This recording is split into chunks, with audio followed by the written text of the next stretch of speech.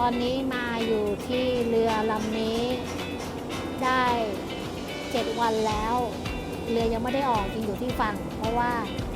ยังมีปัญหาซ่อมเครนไม่เสร็จก็คิดว่าประมาณอีกวัน2 วันคงจะซ่อมเสร็จเพราะฉะนั้น